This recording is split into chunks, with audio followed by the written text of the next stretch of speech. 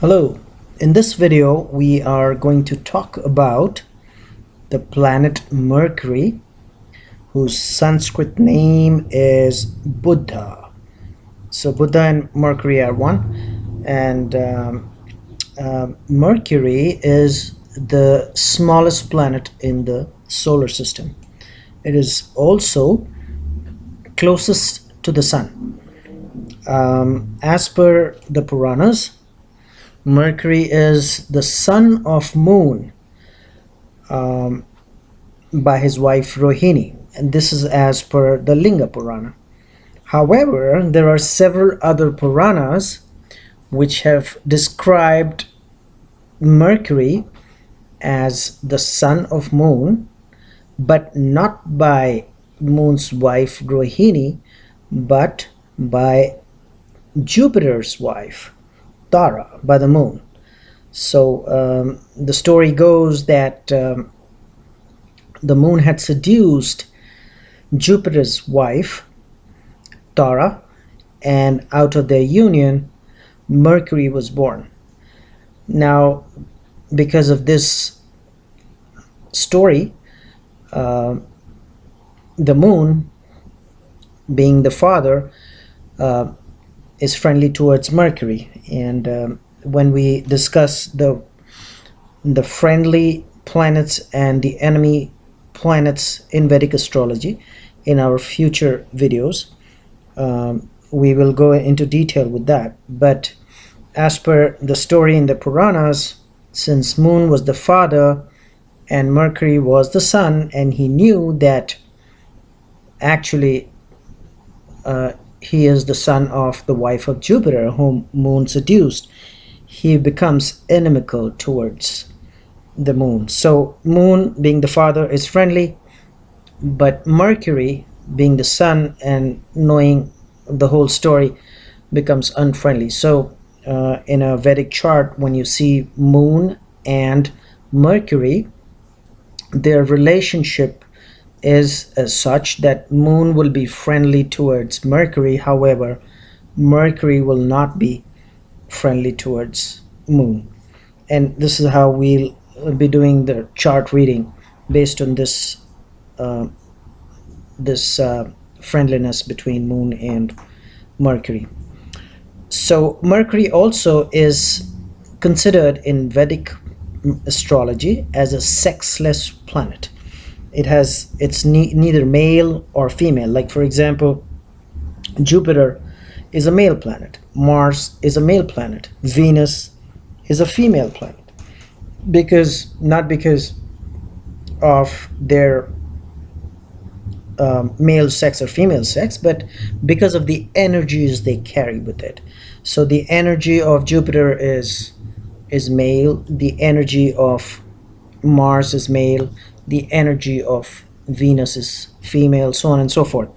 However, in the case of Mercury or Buddha, it's considered to be sexless.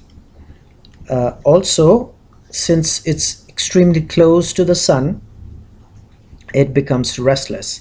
Normally, you'll see in most Vedic charts the placement of Mercury is either in the next house from where the sun is situated or in the same house. And that is because, even as per astronomy, Mercury is closest to the sun, and the Vedic astrology chart also depicts the same thing, that Mercury being closest to the sun, it either gets combust, or if it's at a distance where it does not get combust, still it's a little restless because of the power of the sun, the overwhelming power of the sun.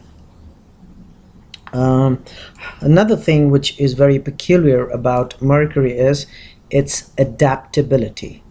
So once Mercury is in conjunction with a malefic planet, it becomes a malefic. And once Mercury is in conjunction with a benefic planet, it becomes a benefic. And that's because Mercury is considered to be a little child, and he gets influenced with coming in contact with the other planets. So it's very adaptable, and that's because Mercury, like I said, is a child. It's not a male grown up like a Mars or a Jupiter. It's considered in Vedic astrology as a child, very restless and very adaptable.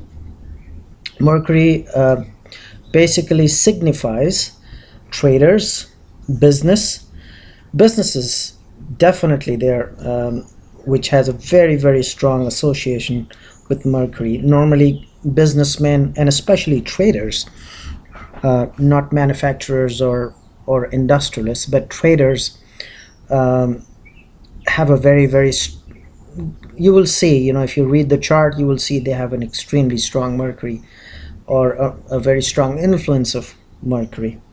It also rules over the nervous system. Mercury does rule over the nervous system, and also the intestines. Another signification of Mercury or Buddha is its humor. So people with a good humor generally can be associated with a good Mercury. Writers, good writers, Mercury, definitely Mercury gives them that skill of writing, because Mercury being the natural ruler of the third house, and we are going to get into the houses and their significations. The third house is the house of communication, so they could communicate themselves very well through writing, even speaking. So communication is definitely associated with Mercury as well. And it rules over two zodiacs like the other planets I had mentioned in my previous video. Mercury also rules over two zodiac signs, and these two zodiac signs are Gemini and Virgo. And that's what it gives it a dual nature. The color is green, so Mercury is associated with the color green. And as far as the guna is concerned, it is considered to be a rajasic guna. Like in our previous video, we had discussed Jupiter as a sattvic guna.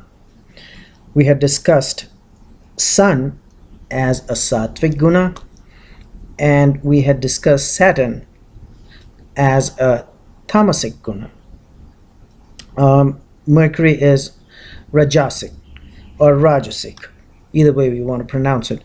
And then we are going to discuss in details about these three different gunas, which is sattva guna, rajas guna, and tamas guna, which makes somebody sattvic, rajasic, and tamasic in our future videos. But for now, Mercury is about rajas, or it is associated with rajasic guna.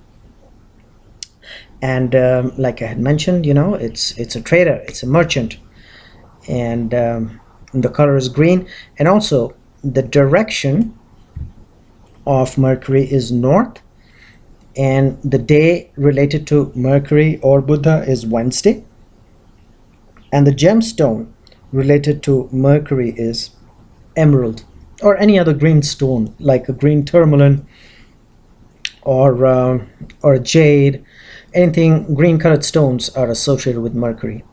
In numerology, Mercury is, according to some astrologers, is associated with the number 5. However, there's quite a contradiction here, but for now we will take it as Mercury is associated with number 5 in numerology.